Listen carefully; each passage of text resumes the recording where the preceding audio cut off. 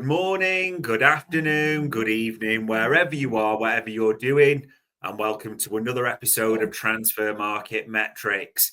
As some deals get closer, very close, we're here to talk about a few other ones, a few other links to see if they're not going to happen at this time because of transfer window 1 shutting, but will they come up in transfer window 2? Let's call it that.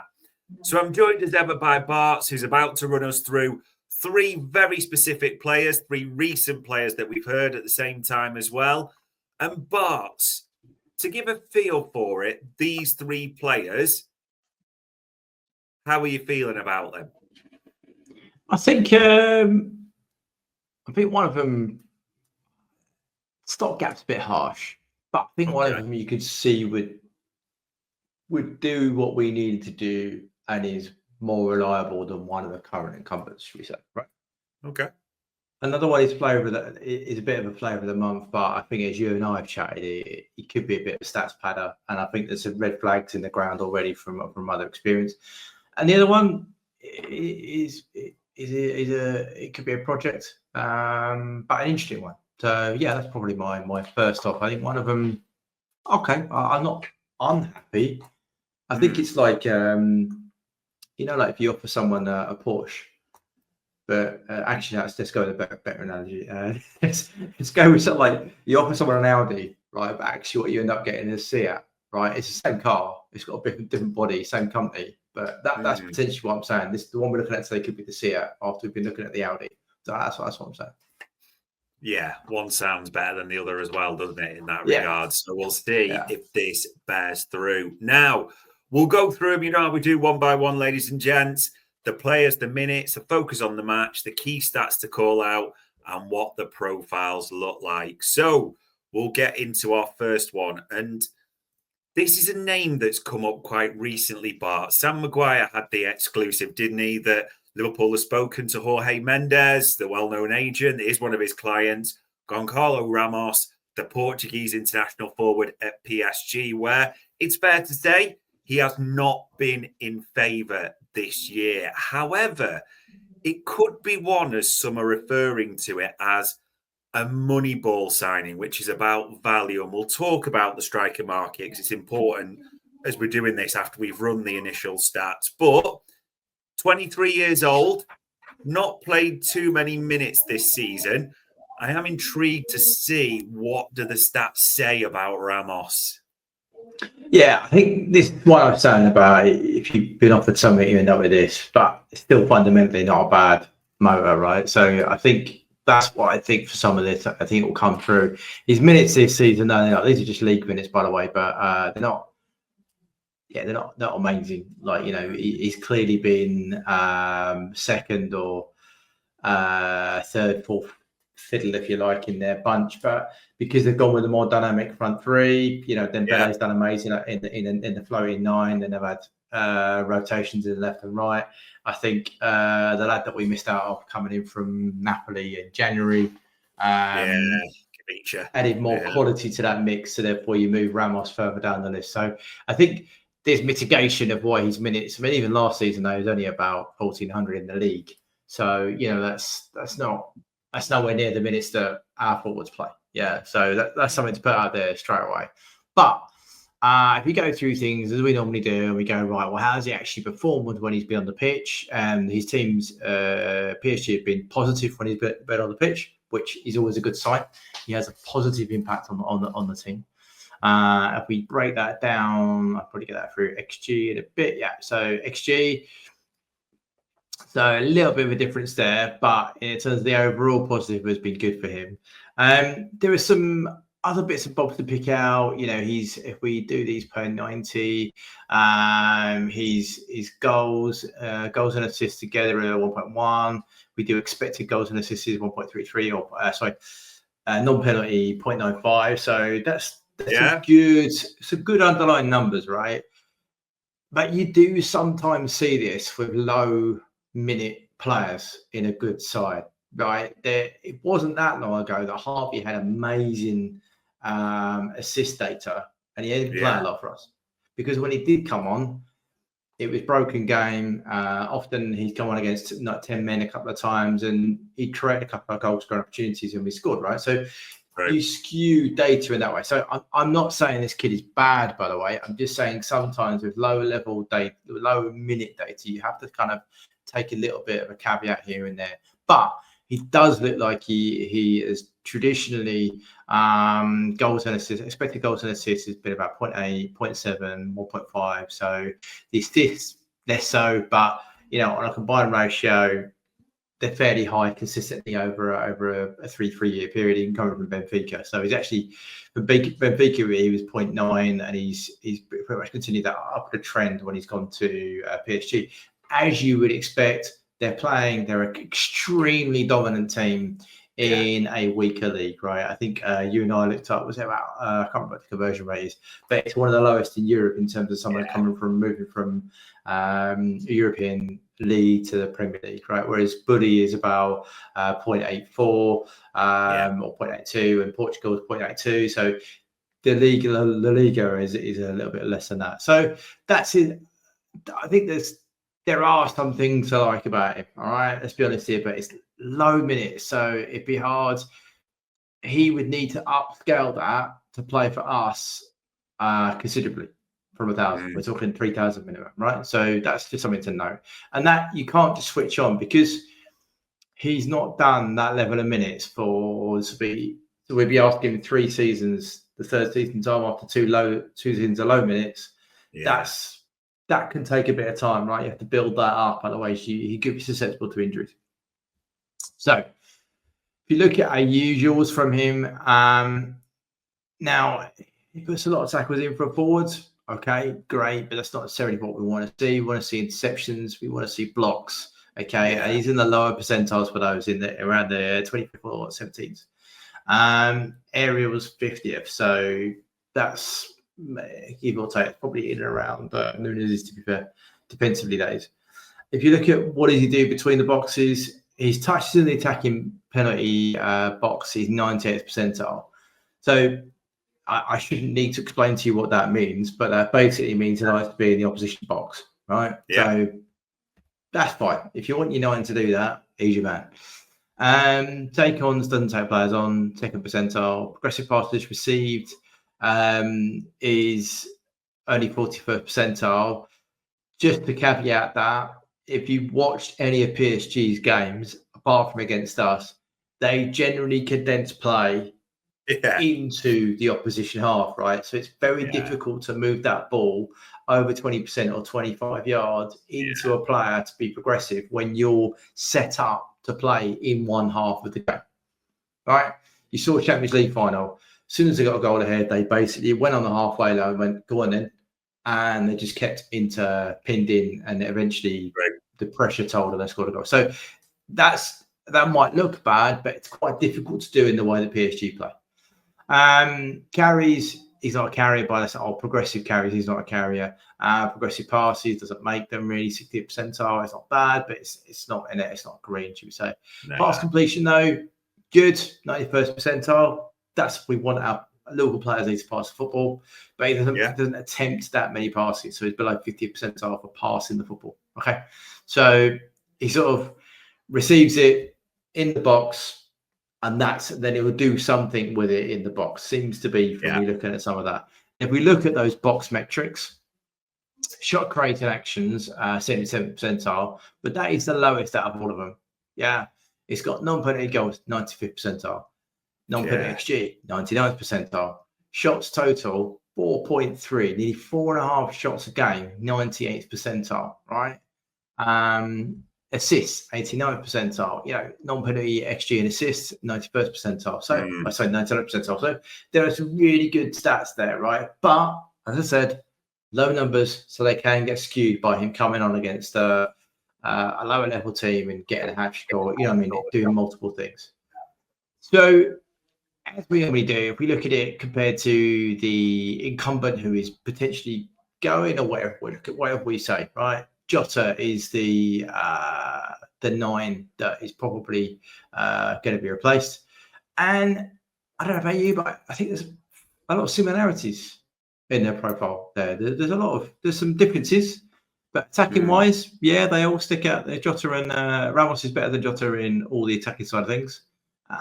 Jota's had a fairly poor season, I would suggest, from the injury guy. Never really recovered, did he? So half the season he's not been great. Jota is better in terms of the between box stuff, which we know that he drops deep, receives, can carry it, do all the take-ons, and that's kind of why we love Jota as well. He's a bit of a hustle bustle kind of player. Ramos is better in terms of aerials and dribbles, but Jota is better at defensive stuff that we want, which is tackles and interceptions, right, and blocks.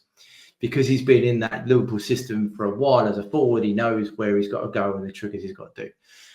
So yeah, you can see there are some familiarities, but there are some also improvements. One of the biggest drawbacks of Jota is actually his passing rate is really not great for a Liverpool player, and Ramos certainly outperforms him there.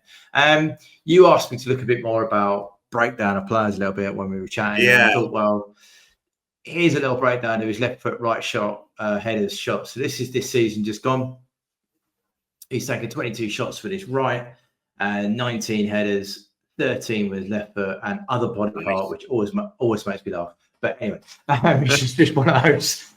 Just childish, I don't. It's just one of them. And you look at his goals. He's scored 6 with his right, 1 with his head, and 3 for his left foot. So he's basically scoring double what he would do with his right versus his left. Key passes, made 10 with his right and 5 with his left. So again, double in terms of the assists as well. So yeah, some interesting breakdown for him. And if you look at his career as a whole, for 2 seasons of PSG, that fairly well bears out. He's probably 40 on his right, left foot, not afraid to use it. Not afraid to use his head either. So between his header and left foot ability are about the same, but he's always a right-footed striker if he's going to take that on board. So yeah, just some context maybe what you're looking for. In terms of, as we normally do in a bit of a looking at dashboards and where he is and what's his link-up play, we've already kind of established he doesn't really do a lot of the link-up stuff, right? So he's not going to appear in zone 14 and half spaces. And that's not dismiss him, but just looking at his data from F3, you pick a game, he's not going to give you that, right? And that also shows you in his involvement, So this indicates how many touches, passes, shots he has by minute, and he sort of has a purple patches, nothing for about 15 minutes, then a few little touches, then nothing, which is an indication of that patterns of play, all right? Whereas he's fairly well connected. I mean, you expect to be a bit more, but he doesn't really occupy the areas we would want. If you're looking to move on from Jota, who drops in maybe a bit too deep, you want a 9 who's not offering you anything else apart from goal scoring. You don't really want him receiving the ball here. You want him to be a bit further up. If we look to some of his other bits and bobs, he is bang on the money for his whack and wheel on in this game in his shots, and aerials 1, and everything else is bang on the money for his position. So he didn't exceed any of the metrics, okay? Which is, I'm not knocking that. I'm just saying he didn't exceed anything. Percentage of team EPV, so how much threat did he create in this particular game? 1.3. Again, that's not a shock. If you looked at the F3, that's not what he does, okay? XG though, 0.51. Of 3 shots. So that gives you the indication of what he does. Takes a shot on, right? If we look at where he took his shots, this is something to like between the 2 posts. Mistakes, Right, 3 shots, all between the 2 posts, 1 out wide, but 2 between the 2 posts. Average XG per shot is 0.17, which is just below a big chance per shot, which is big chance is roughly around 0.2. So that is some interesting things there. Off the ball, not really going to give you anything, I'm afraid. And threat as well. What did he do in terms of helping out?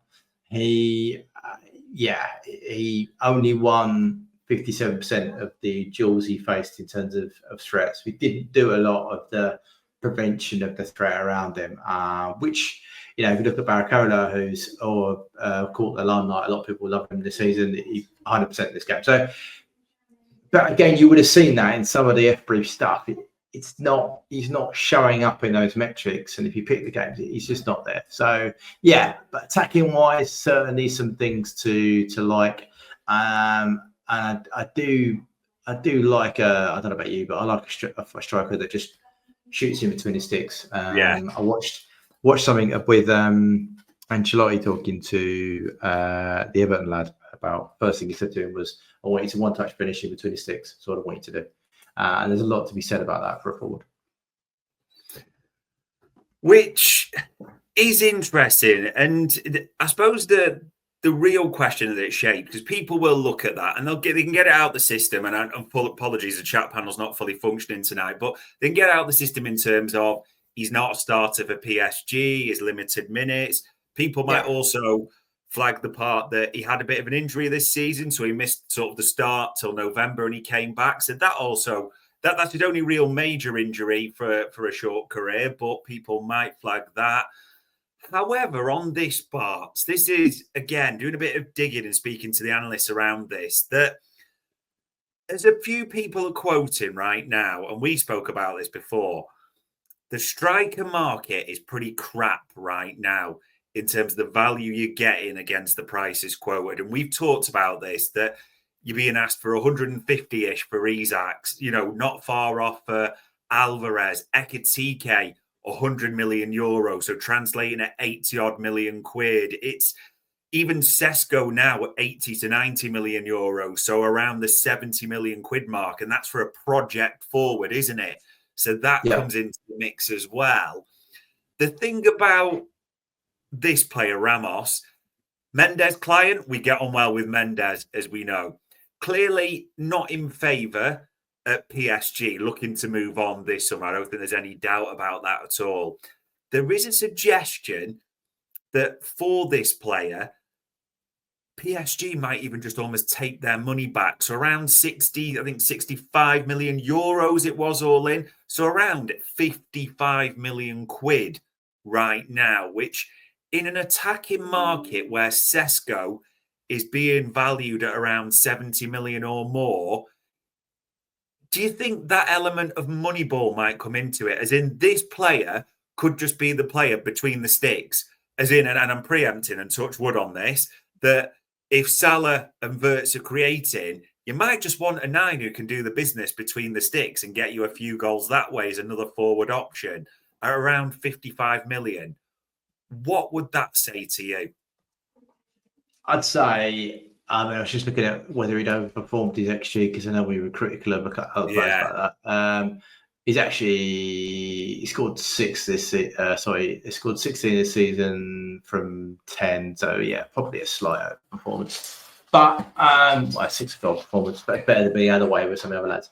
I think for that price point, and if you are not looking, like I said, stopgap, right? I think that isn't a bad price for a stopgap, because I think they clearly identified they need to improve that area, right? Yeah. But if they can't get the top, I would be happier we don't go into the season not doing anything, because I think what we currently got isn't what he wants, right? So if you're going to get this player for about 55, 50 million, I think that's not a bad stopgap to have, because you can almost do what PSG are doing now in a few years' time. If he plays well for us, you could flip him, couldn't you? And then you're not losing any money on him, and we would get one with the agents, so we could probably get favourable terms in terms of how we structure the deal, the rest of it. And he said he might just get us 20 goals from the 9, and then that's all you need. You just need someone to go play every league game when it matters and get you the goals. And he might just do it. You might have to accept this also, though. When we looked at Isaac, one of our big worries about him was that off the ball, he didn't do a lot either. Right? We looked at the metrics for Isaac. He doesn't do a lot of stuff that we would ask him to do. So this is almost like a backup signing for if we were going to go for Isaac, which we're not going to. So rather than the Alvarez type forward, this is not an Alvarez type forward. I could see the logic in that for that price point as well. And I'm sure the agent will work in our favour and maybe even get us a better deal. You never know. Yeah, And I get it, people. It is what you define as a Moneyball signing. It might be a value signing. Maybe not the sexiest, but we'll see if anything develops with this in window 2. So that is Gonçalo Ramos.